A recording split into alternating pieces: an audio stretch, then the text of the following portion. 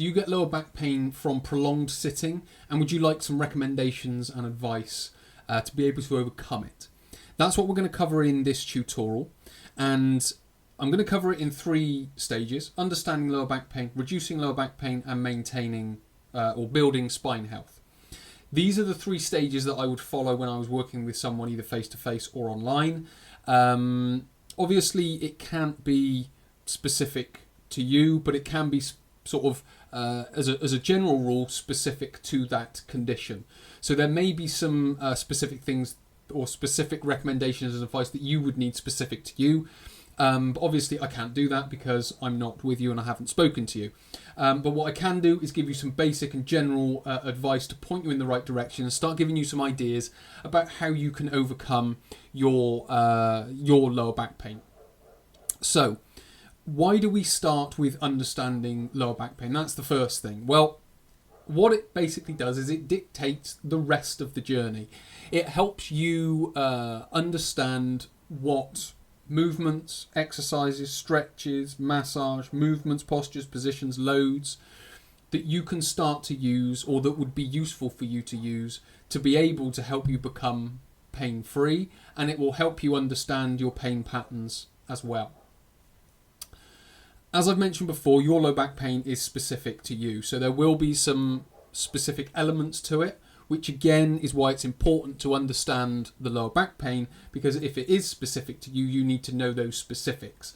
If you just go and grab a couple of exercises off the internet or a couple of stretches off the internet or whatever it might be, again, that's just a very generalized, sort of stereotypical type of exercise or stretch to do.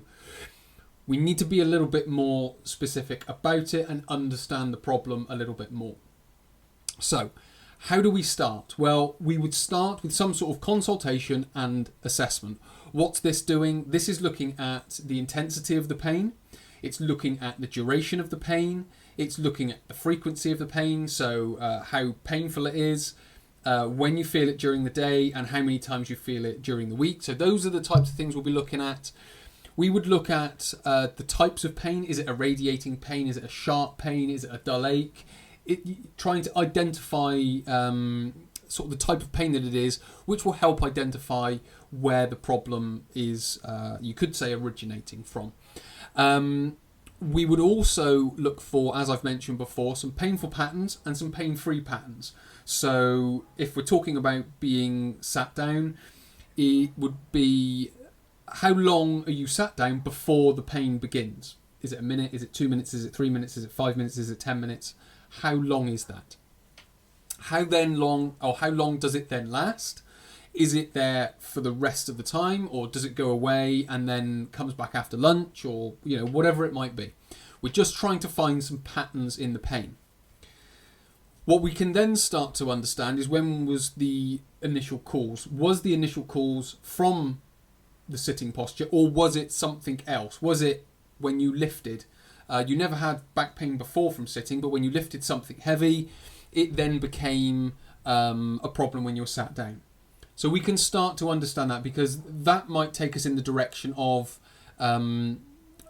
treating it in a different way. But if it just started from sitting, then we can sort of go about treating the seated posture and how you're sat, when you're sat, and things like that.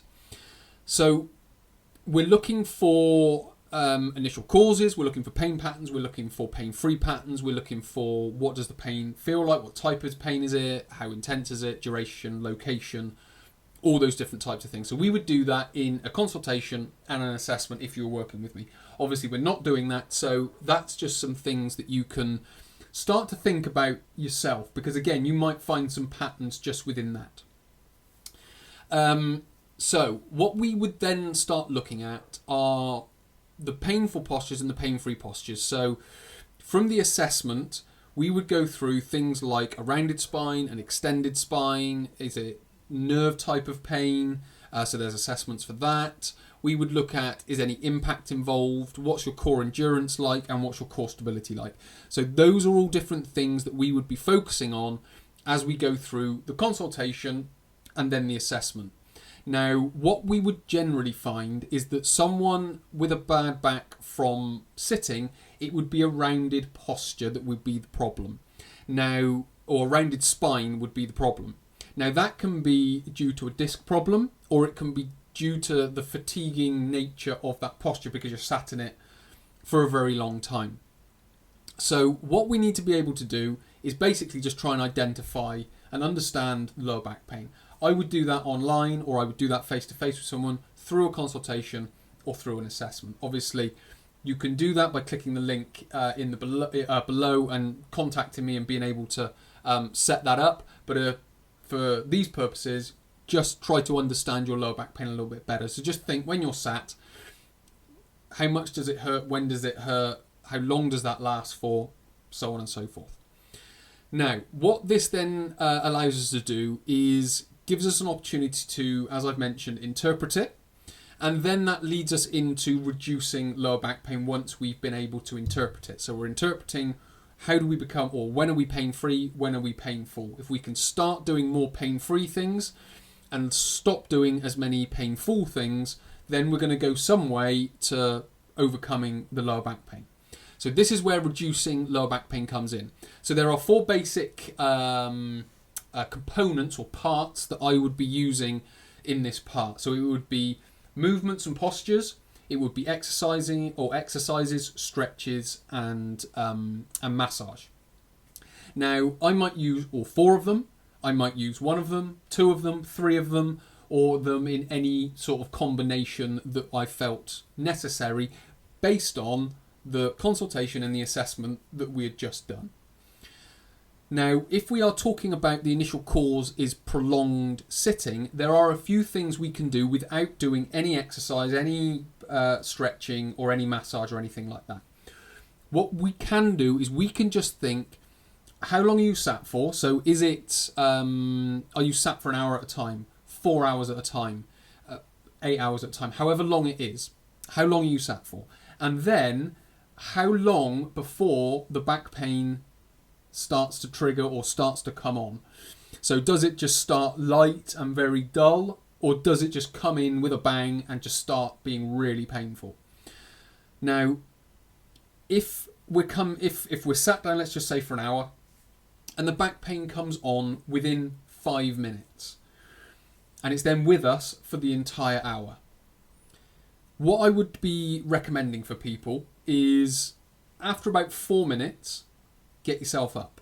Get yourself up out of the seat, because what we're doing, we're identifying that pain is coming on after 5 minutes. What we are then doing at 4 minutes is we are getting up, changing the posture, possibly changing our movement pattern, and then sitting back down. So that will allow, that time that we get up and having a break from sitting will give our body and our back the opportunity to, in some respects, reset itself. Not fully reset itself, but we'll go some way to reset itself. So we can sit down again and be pain-free. So we can then sit for another 4 minutes.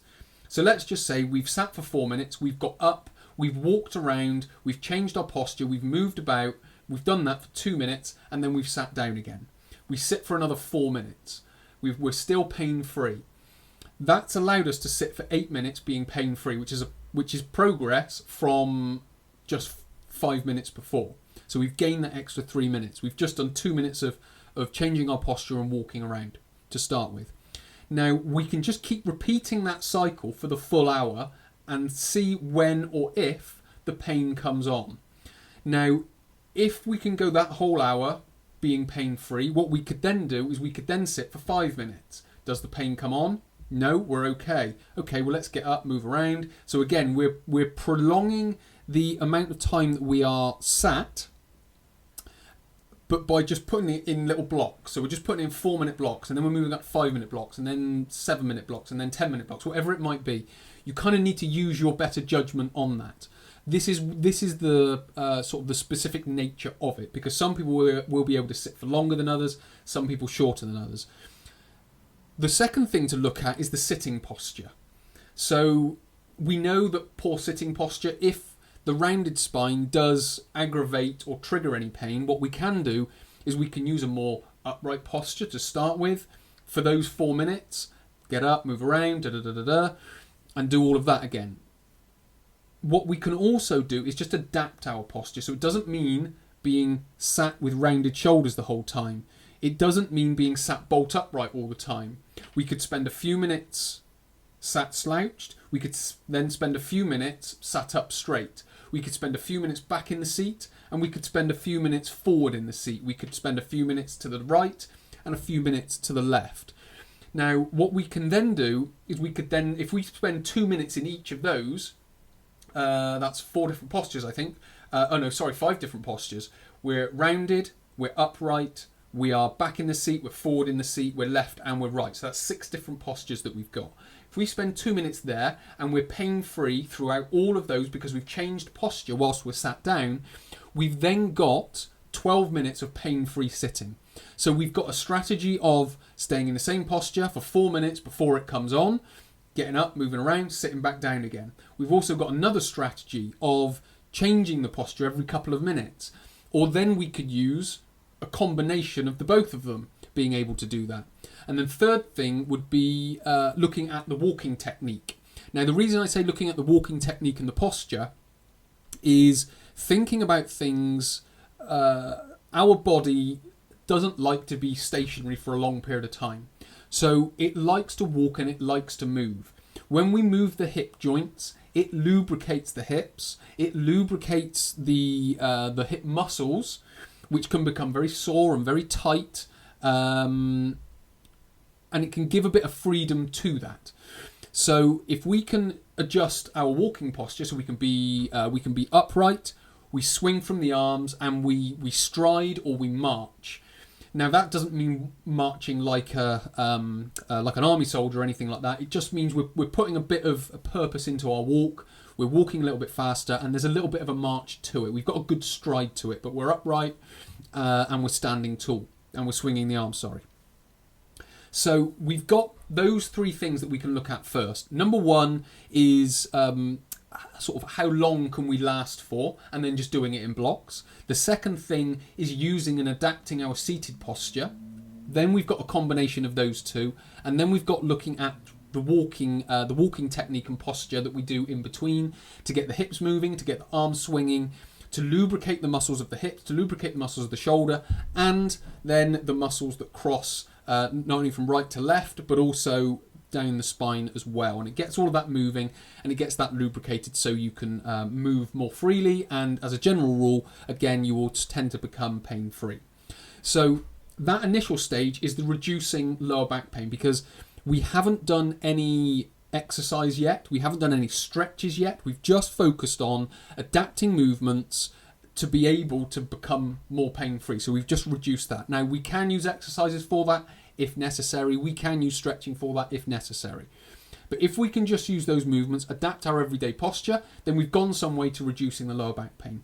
Once we've done that, we're opening our window of being pain-free.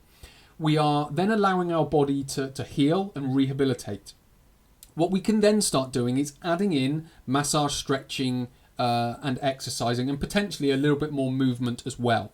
So with regards to massage, what we would be focusing on is a massaging of the hips. So don't worry too much about massaging the lower back. Massage the hips, the glute maximus, the big muscle around the back, and then the glute medius and the glute minimus, which are the smaller stabilizing muscles of the hip, which are more around the outside of the hip. So we would massage those off. What we would then go about doing is then stretching those muscles. So we would stretch glute maximus, glute medius, glute minimus. We could also then go about stretching the psoas muscle, which basically means putting one knee on the floor and then extending, lifting tall. You can even lift an arm up over your head, and you want to feel the stretch sort of going through the abdominal sort of area of the body. So we would stretch the psoas, which is one of the hip flexors. The third thing, so we've relaxed the muscles with the massage. We've stretched those same muscles with the stretching. Once we've calmed those muscles down, we can then move on to the exercise. So if we want to use it, we would use bridge, because then we're starting to develop the muscles of the hip. bring a little bit more endurance to that area so they can last a little bit longer. So these are all different components that we're working on to be able to overcome lower back pain. First, we've reduced it, allowed the body to heal. Now we're building in some pieces or some extra pieces when it comes to massaging, stretching and exercising. So we've got the bridge. We've got the side plank, which again is the lateral sort of muscles down the side of the body. And then finally, we've got the bird dog, which is on all fours, lifting the opposite arm and the opposite leg, which again is going to help build the endurance through the lower back and also build a little bit of hip stability to help rehabilitate and keep the hip muscles lubricated and the hip joints working, let's just say, more correctly. The final thing, if we then wanted to add it in, if it was necessary, we could then go sort of full circle, come back to the sitting posture, and we could think about sort of minimizing the, how can I say it, minimizing the stress on the spine. So we've looked at the posture, we've looked at adapting the seated posture, we've looked at getting up and walking around. What we can then do is add another little marginal gain in and look at how we get in and out of the seat. So we could look at the movement of sit to stand. So how do we get from this seated position up into a standing position? Can we do that in a way that is more protective of the spine? So that would again be another little piece of the puzzle to put into overcoming lower back pain. So it's not just a case of doing a couple of exercises. What we're trying to do is we're looking at the, let's just say, the holistic way of overcoming lower back pain, and we're looking at each part of it. So we're looking at, first of all, movement, posture, then we're looking at massage, stretching, exercising, and then we're adding another little bit of movement in at the end. So we're taking all these different parts and adding them together to be able to get as many gains as we can from all of them, because one part will give so many gains, and then if we can add more around it, it's only going to help as we do it. Now, I've described it in quite a linear fashion. Some of these might happen at the same time. Some of them, it might happen in quite a linear fashion. So there's no sort of set way of doing it. That's where the specific nature of it comes in. All I've done is just structured it in a way to be able to sort of give you a basic outline of the general way that I would describe doing it. So, for example, if someone came up to me in a room full of people and I had 5 minutes to explain it, this would be the type of format that I would explain it in. Obviously, I've done it for a little bit longer in this tutorial because I've had the ability to do that through the tutorial. But again, as I mentioned, if that was just, can you just tell me how to overcome my lower back pain from sitting? Well, this would be the type of thing I would describe. I would say, right, we want to look at when does it come on? Okay, can you get up before it comes on? So you're pain-free, sat down, stand up, walk around, sit back down again and be pain-free again. That's number one. Then we would look at the posture. Then we would look at the walking technique. Then we would start looking at, once we've reduced the pain, the movements, the exercises, the stretches and the massage, to be able to then put some building blocks in place to take your overcoming of lower back pain from prolonged sitting to the next level. So hopefully this has been helpful. Hopefully it's given you a better understanding and a better idea of how to overcome lower back pain, or at least begin to overcome lower back pain from prolonged sitting. If you do want any extra advice, please just go down to the description in the below. The link is there. You can book a couple of sessions with me to overcome your lower back pain. We can obviously talk about it through a consultation and assessment, and then go from there, putting the recommendations and advice together that are specific and individually tailored to you. So my name is Chris from Christopher Holt Training. Many thanks for watching. I will speak to you in the next tutorial.